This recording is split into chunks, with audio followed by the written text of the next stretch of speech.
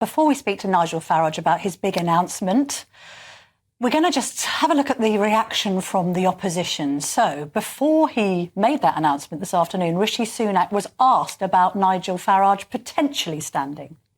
At the end of the day, on July 5th, one of two people will be Prime Minister, either Keir Starmer or me. A vote for anyone who's not a Conservative candidate is just a vote to put Keir Starmer in number 10. So if you're someone who cares about tackling migration, both the boats and legal migration, if you're someone who wants a more proportionate, pragmatic approach to net zero that saves people money, and if you're someone who wants lower taxes, it's only the Conservatives that are going to offer all those things, and that's the choice at this election.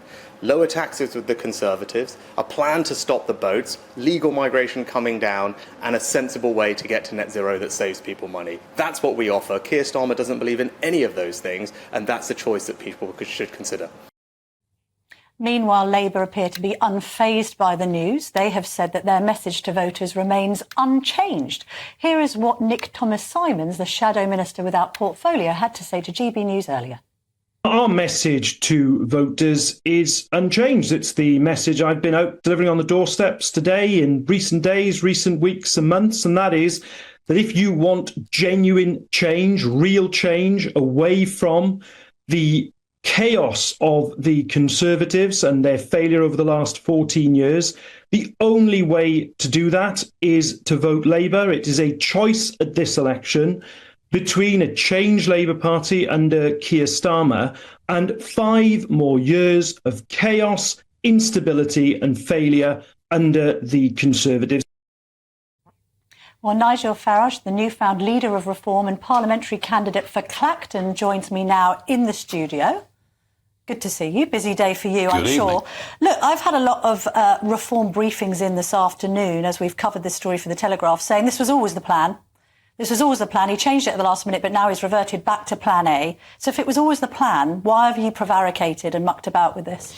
Because the election was called early. You know, I'd planned to do this. The election was called early. I was pretty, I have to say, I sort of had my legs kicked out from under me on it. I thought it was impossible, literally impossible, to fight a parliamentary seat from scratch and campaign all around the country. So I said, you know what?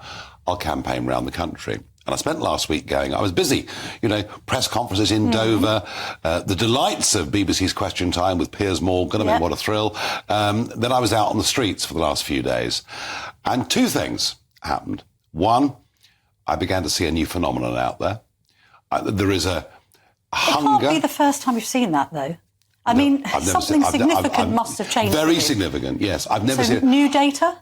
No, we haven't got any data. We've got 0 data.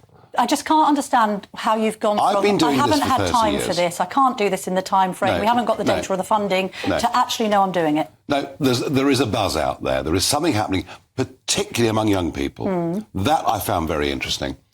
But the thing that really got me was the number of people saying, but why are you not standing? And they look at you and you give a response and they look at you as if to say, you've let me down. I began to feel guilty about it. And that people's army that I'd built up in the UKIP days, the referendum days, millions of people who'd been with me for a long, long time were feeling that I was letting them down. And that feeling of guilt made me think, you know what, I can't just leave them on their own. How much of an influence has Trump's conviction last week had on your decision-making? So what, are you just dumping the whole America project now? No. What are you going to do then? How are you going to... Because you said you didn't have time to campaign nationally and locally. No, what I said was... Now you're saying you've got time to be leader I said, and a candidate for Clacton and campaign for Trump in some way. Well, you didn't read the thing I put out. I said I would do my bit in the general election campaign and then spend more time in America. Clearly... Well, how does that help the constituents of Clacton?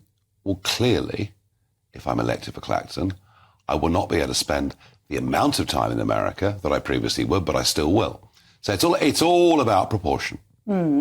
Isn't it that you have figured, in the absence of Boris Johnson, you've taken soundings over the weekend, you've enjoyed being among the public, I've seen some of your socials, having selfies taken and all that you actually now see yourself as Britain's Trump? That you can position yourself as being extremely prominent? I'd never thought of that. I'd never thought of that in my life. Really? And you know why? Some things cross the Atlantic, others don't. OK, so it's now going to be beholden on you to put some substance behind your sound bites. So let's just talk about the policy that you said was the most important for reform of this election, and that's immigration. Richard Tice, the former leader of Reform, now has said that he thinks we should have net zero immigration. How on earth is that going to work in practice? Do you know, you're right, Richard said that, but at least he's not lying. I just saw a clip on the news of Rishi Sunak that confirmed what I'd done today was right. If you want lower taxes, vote Conservative. Really? You want lower immigration, vote Conservative. Really? Yes. You want to stop the boats, vote Conservative. Really? All they're doing is lying to the public. I know, but you need to answer my straight questions with straight answers because you get annoyed yourself with politicians prevaricating. We have to get net zero immigration. That's just a pipe dream, isn't it? It's just Why? It's ludicrous. Why? Because you and I know, because you're an intelligent man, that you can't have net zero immigration. Yes, because you can. Unfortunately, we do need, as far as you're concerned, migrant workers in this country. How many people left the UK last year? You tell me. 600,000. Right. So you could actually have net zero migration on current numbers. Including in healthcare and in social care? Well, if I tell you something, if we need more than 600,000 people a year, we're doomed. Doomed. We're finished. There will be no public services.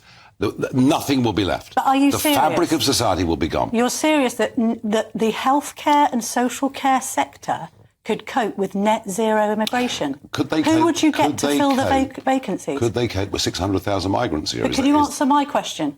600,000 people a year would still come in under current numbers on net zero migration. It's a lot of people, you know. It's a lot of people.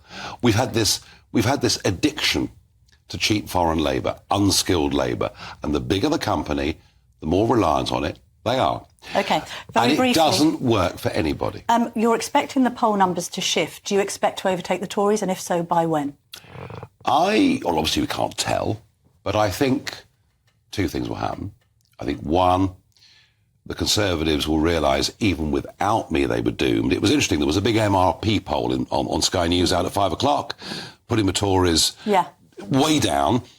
So everyone knows... Can you beat the Tories in the polling, and when will you do that by? So everyone knows that the election's over in terms of who wins. But I think what will happen, this is my guess, is that from here we will take equally from the Conservatives, from Labour, and also from non-voters. Will you beat them, and when will you beat them by? Well, I have no idea. Have you? Well, have you got an ambition to beat them? That's different. Do I have an ambition? So when would you hope to have an impact on Reform's polling within a week, that you overtake the... I would hope within a week we're going to be equal with the Conservatives and maybe ahead. OK, all right. And I think that's possible. OK. And it's possible because... And it won't just be Tories switching, it'll be Labour too. All right, we need to move on, but thank you very much, Nigel Farage, for joining me this evening on Vote 2024. Obviously, we've changed the name of the show because Nigel will not be able to continue with his GB News show in light of recent events. I think it's fair to say that. Now, let's speak to Adam Cherry now. He's GB News' reporter, and he's been in Clacton all day to gauge reaction to this news. Adam. Yeah, good evening, Camilla. I'm standing in front of the Clacton Pier where Nigel will launch his campaign tomorrow. As you say, I've been trying to get a feel for what the local people think. And I would say the overwhelming impression is one of disillusionment with politics in general. I think the first thing to say in terms of the other candidates here is that Giles Watling is the Conservative candidate, and he won here in 2019 on 70% of the vote. He had an enormous majority in 2019, and he won pretty comfortably in 2017 as well. However, the spanner in the works here is what happened before that. So in 2015, in the general election, and in 2014, there was a by-election here. And that was won by Douglas Carswell, who was the one and only UKIP MP. He won here very comfortably in both of those contests. And in the 2016 referendum, this place voted 70% for Leave. And you can feel it when you're here, as you talk to people, that the promises over Brexit and particularly over the 2019 Conservative manifesto, there's a feeling that those weren't delivered on. So Giles Watling has said today already that he's happy to show Nigel around the constituency, but he won't sacrifice his constituency on the altar, quote, of Nigel's vanity, of Nigel Farage's vanity. So he knows he's got a serious fight on his hands here. There's also the Labour candidate, who is Jovan Owosu Nepal. He is a local trade unionist, a young trade unionist, and he was selected about a month ago. He says his main campaign priorities are on social housing and social justice.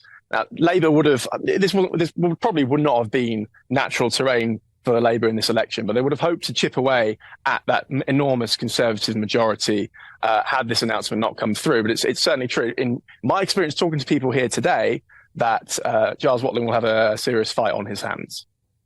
All right, Adam Cherry, thank you very much indeed for bringing us that update from Clacton, where all of the action is happening this evening. Now, as I've said, Nigel Farage will stand for Reform UK in Clacton, but here's a list of the people who have declared their candidacy in the constituency so far. As Adam's mentioned there, Jovan Owusi-Nepal will be standing for the Labour Party. Natasha Osben will be standing for the Greens. Giles Watling is the Conservative Party candidate.